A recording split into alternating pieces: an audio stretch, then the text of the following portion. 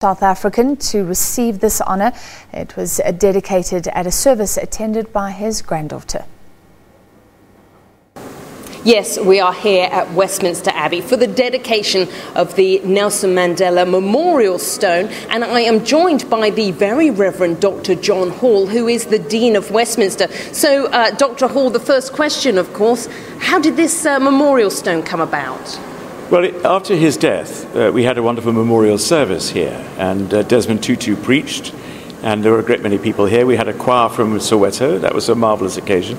And, of course, he himself had visited the Abbey on other occasions. So it seemed to me that it was entirely appropriate that we should memorialise him here.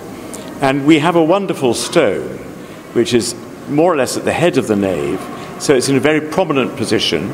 And around his name and his dates, we have the words forgiveness and reconciliation. And I want it to be a sort of place where we can remember Nelson Mandela and his extraordinary life and work, but also we can pray for forgiveness and for reconciliation between peoples because of the wonderful example that he set as he came out of prison of not wanting to foment violence, but wanting people to live in peace together.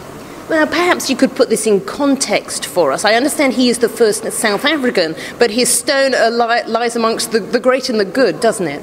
Well, there are 3,300 people or thereabouts buried in the Abbey, and there are about 650 memorials. So he is amongst the great and the good of our history and of our international reach. David Livingstone is within the nave. And Lord Cochrane, who founded the Chilean Navy and worked in South America for a period. And there are many other people who represent the sort of international interest of England and of the United Kingdom. How significant do you think it is for us here in the UK to have this stone and all the other commemorations which are going on? Because, of course, London played such a key part, didn't it, in the fight against apartheid?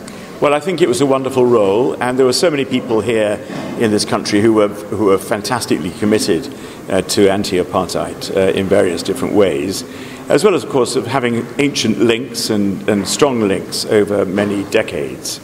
So I think that the particular example of Nelson Mandela, as he brought the country through into a new era, is something that inspired so many of us around the world. And certainly in this country, there were people here who really gave a lot of their commitment, a lot of their lives to fighting apartheid. And the achievement then of reconciliation within South Africa was very, very inspiring for us. And other countries, of course, around the world. And, of course, for other countries around the world, exactly so. I think a really powerful example, actually an international example that everyone will remember because of that particular moment within the history of 20th century Africa. So he is there. Now, actually, we do have a memorial in the Abbey to Cecil Rhodes, which has been there a long time.